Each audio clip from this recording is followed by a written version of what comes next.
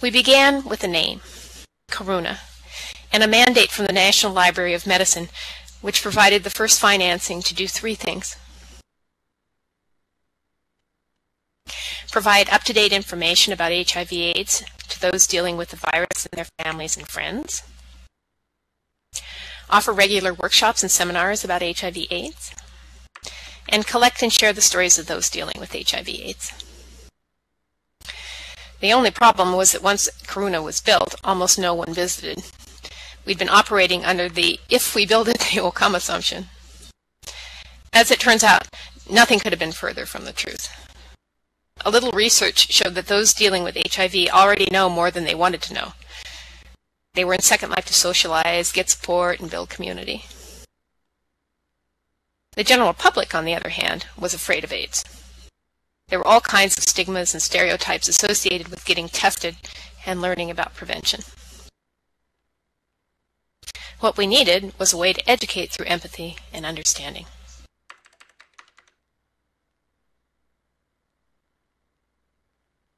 Our second year was spent building a community and developing a story quest called The Life and Times of Uncle D. The quest takes you into and allows you to interact with the life of someone who lived with HIV. On the quest, you read Uncle D's journals, listen to his phone messages, and visit his office at the school where he taught. It's not long before you realize that by virtue of your own humanity, you and Uncle D have a lot in common. You care. And once you care, it's almost impossible not to want to do something. HIV/AIDS is a human condition that affects us all, whether or not we're actually living with the virus. And it will take all of us to finally eradicate it from our lives. Which brings us to 2010 and the realization that virtual spaces are powerful places to tell stories.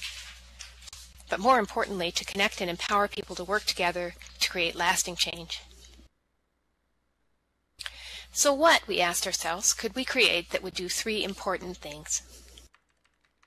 Be instantly recognizable by anyone and easy to share across many media platforms.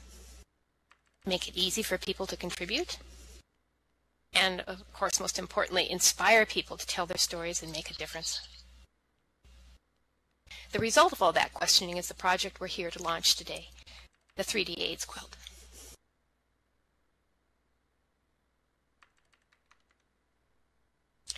The quilt was envisioned as a way to commemorate and celebrate the lives of those we've lost to HIV, but also as a hub for community and education. The quilt consists of 84 pieces or rooms. Each room is dedicated to the memory of someone or several someones lost to AIDS. Think of them as stories captured as dioramas.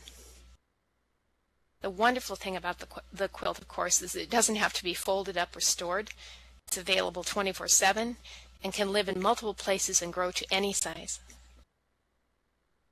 Initially, the quilt will live here in Second Life for adults and on Jocadia Grid for kids, with all kinds of connections to social media like wikis, nings, websites, blogs, Facebook, and Twitter. We're especially excited about the quilt for kids, since young people between the ages of 10 and 16 are so at risk for contracting the virus. Rather than try to explain the Jocadia part of the project to you, I'd like to introduce you to the amazing woman spearheading it, Jo Kay Wollongong. Jo Kay is an educator, self-described techno-geek, and virtual world visionary who founded the Jocadia project here in Second Life. She's gone on to create her own virtual world for educators in OpenSim, and she's here to tell you about the quilt project for kids on Jocadia Grid. Jo Kay? Thanks so much, Jen, and thanks to everyone for being here. It's really exciting to finally see the beginnings of what I know is going to be a fantastic project. So what I just wanted to say as part of this fantastic event is first a huge thank you to Marty and Jen for inviting Jocadia and the Jocadia community to be a part of this fantastic project, but also maybe to let people know a little bit about who Jocadia is or what we are and what we do. So to give you a little bit of background, we started in virtual worlds in Second Life in 2007 with the islands of Jocadia. Since then, we've actually expanded out into creating our own virtual worlds environment on OpenSim, and many of you, I'm sure, are out there exploring the hypergrid and all the exciting things that are happening in the open metaverse. What we really aim to do is to create an environment that supports and hosts a range of residents, from students through to educators and also artists and activists. And our aim really is to create a safe space for teaching and learning, where both adults and students can come together to share knowledge and to collaborate and also to have lots of fun. One of the big things that we do in Jocadia is spend a lot of time supporting each other and collaborating with each other and playing, which I think is really important. And the quilt really offers us some exciting opportunities to do that. To give you a bit of an idea of the kinds of groups that are involved in Jocadia, we have groups that are involved in formal education as well as informal and social learning. So they include school groups, like the Illawarra Grammar School, which we've had in over the last couple of weeks, building spaceships and all those sorts of really groovy, cool things, through to educational consortiums and collaborative groups like VLENS, the virtual learning group from New Zealand, which are doing amazing things.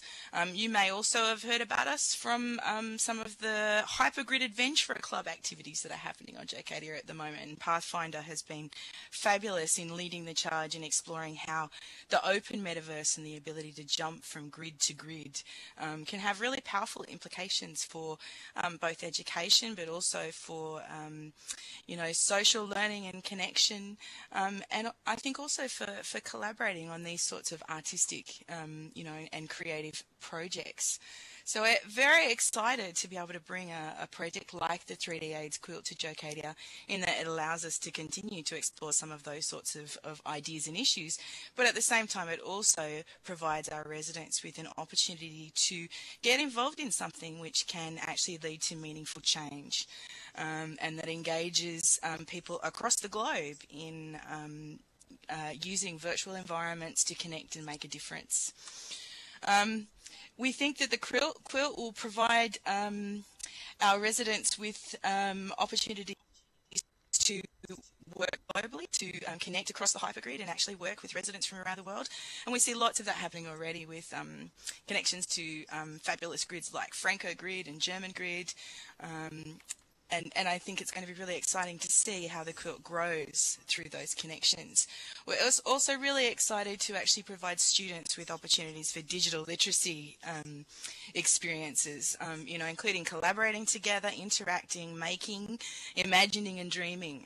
And I think the opportunity to contribute to the quilt and be part of a community piece of artwork that can be shared and built upon by a whole range of different users is really exciting and meaningful for students to be involved in. And one of the things that we know about engagement with students is that when we give them meaningful work, they're often amazingly productive and create all sorts of brilliant things. So that's a little bit about what we're doing with the quilt and how we hope to see it grow and evolve over the coming months.